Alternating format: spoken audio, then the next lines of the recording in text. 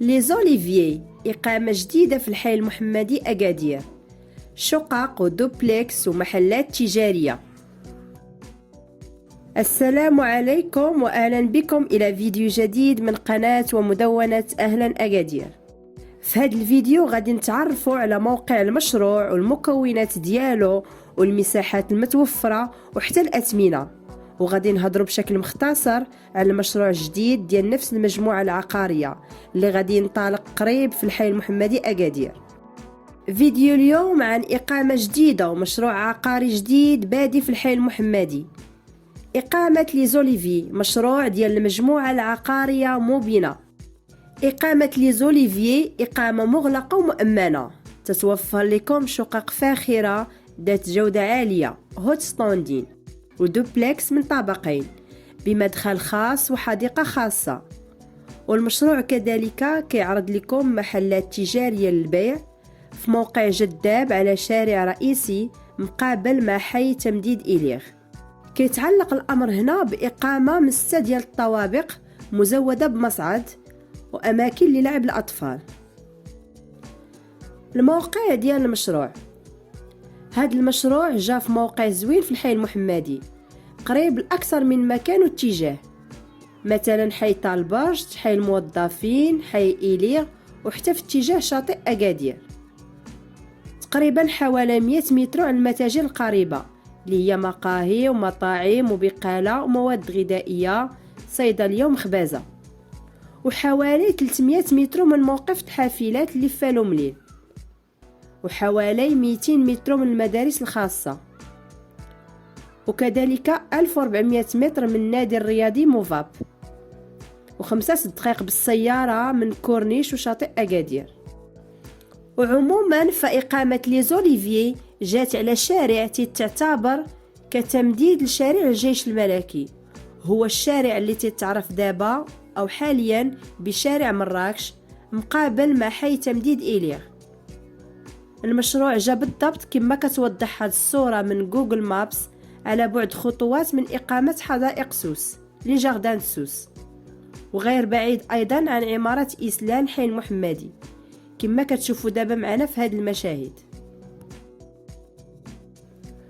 وهنا تيبان لنا إقامة إسلام، ومن بعد غادي نشوفوا مدار اللي غادي نلقاو من بعده مباشرة إقامة لي زوليفيي كما غادي يظهر لنا على يسار الشاشة.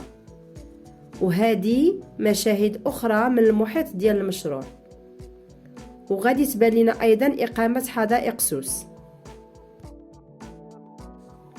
وبالنسبة لموقع مكتب البيع فهو كاين في نهاية شارع حسن الثاني قريب لشارع محمد الخامس، كاين حدا مخيم أكادير الدولي كامبينغ أكادير كما كتشوفوا معنا من خلال هذه المشاهد. وغادي نخليو لكم أرقام هواتف مكتب البيع في مربع الوصف تحت هذا الفيديو. مكونات المشروع، هذا المشروع كيتكون من 6 ديال الأشطر. حاليا تم التسويق ديال الشطر الأول اللي تيتكون كما سبقت قلت لكم من شقق هوت ستاندين ودوبلكس ومحلات تجارية كاينة على الشارع الرئيسي اللي غادي يكون من بينها مرجان ماركت. المساحات المتوفرة، إقامة لي زوليفي تتوفر مساحات مختلفة، كاينة شقق بمساحة 90 متر مربع وأخرى بمساحة 93 متر مربع، وكاينة شقق من غرفتين وصالون، وأخرى أكبر منها من 3 ديال الغرف وصالون، إضافة طبعا إلى المطبخ وحمامين منفصلين.